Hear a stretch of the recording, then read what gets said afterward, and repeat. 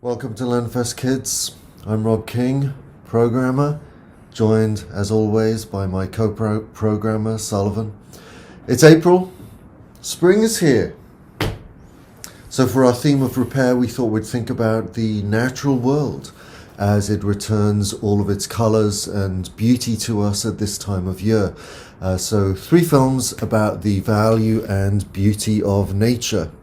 Our live action film will be The Secret Garden, last year's version, an adaptation of a famous 1911 book by Frances Hodgson Burnett, in which a young girl finds refuge in a magical garden in the woods, and you can see that on Hulu Plus. Our animated film is Wolf Walkers. Your sister likes that one, doesn't she? Yes, that's also from last year. It's by the Irish animation studio Cartoon Saloon, about a mysterious tribe able to turn into wolves and their struggle to protect their forest dwelling. That's on Apple TV. And our classic is the Disney short film Flowers and Trees from 1932, which you can see obviously on Disney Plus. Now, spring, of course, is a time of beautiful colors. So I thought that for this month's little chat, we could talk about color in film and the technology through which color was brought to film. So I've got a series of questions for you, 4 questions. First question: what is the most obvious difference you can think of between old films and recent films? Old films, they don't contain the spectrum. They're just black, white, and gray. That's right. We say that old films are black and white. They don't have the full spectrum of colors. They're not color, they're black and white movies. Second question: what did film used to be made of? What did it come on? It came on like little strips. Little strips of film, right? That were put on reels, like wrapped up in reels, and then they would be projected from those reels. Third question: hopefully this is not too hard. How many primary colors are there, and what are they?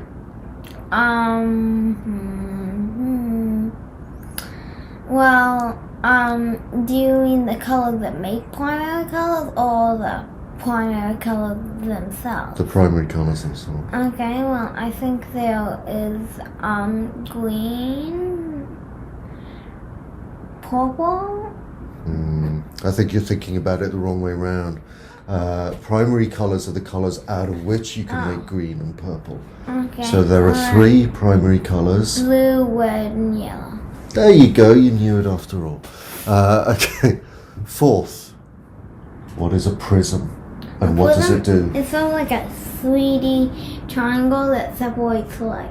It's a kind of transparent object that separates out light values. So regular kind of white light enters and it gets separated out into the whole rainbow of colors at the other end. Exactly.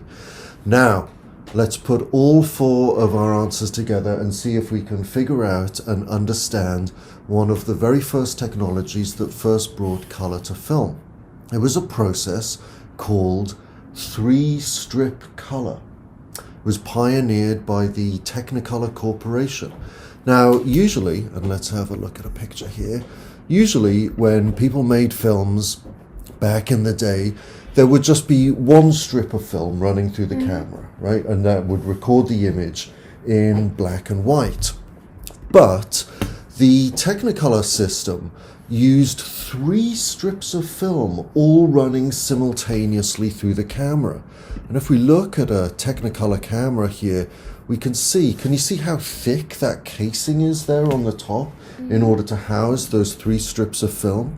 And then in this image, we can see inside the camera itself to see all of the strips running side by side. So we have our 3 strips, and what happened was there was a prism placed in the camera so that when the light entered the camera, it separated the light out into 3 different directions. All of the yellow light was sent onto 1 strip of film, all of the blue onto the second, and all of the red onto the third. And then they just put those all together. Well, they would dye those film strips, their corresponding colors, and then they would combine the strips using a complicated process called a dye transfer process, and that would create your color image.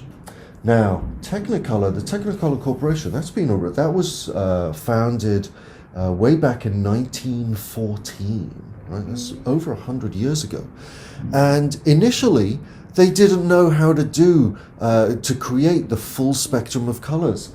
The first technology that they used was actually just two-strip Technicolor, where they would separate the film out or separate the light out rather, in two different directions to create red on the one hand and a kind of greeny blue on the other. And so the first films that were released using the Technicolor process, they don't have the full spectrum of colors.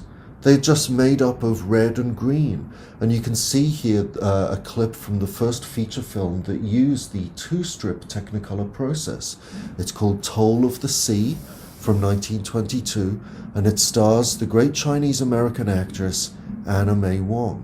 See how everything's basically just green and red there. Now, the first ever commercial film using three-strip Technicolor, do you know what that was? No. No, you don't. Because it was Flowers and Trees, which is our classic. It's our Disney film for this week, made in 1932. And I think there's kind of a nice logic to all of this, that when filmmakers could finally represent the full spectrum of color, what did they do? They made a film about the beauty of the natural world. So there you go. Enjoy the films, enjoy spring, get outdoors, and we'll see you next month. Take care. Bye. Bye.